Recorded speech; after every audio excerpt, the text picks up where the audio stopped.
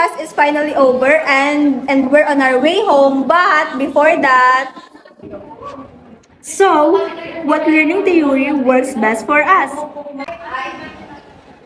So, let's answer it together. My answer is constructivism in action. How about you? yeah, I agree. My answer also is constructivism in action. So, what is constructivism in action? Let's watch this.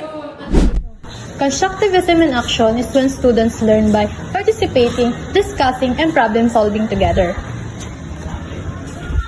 We don't just memorize information, we build our own understanding through experience.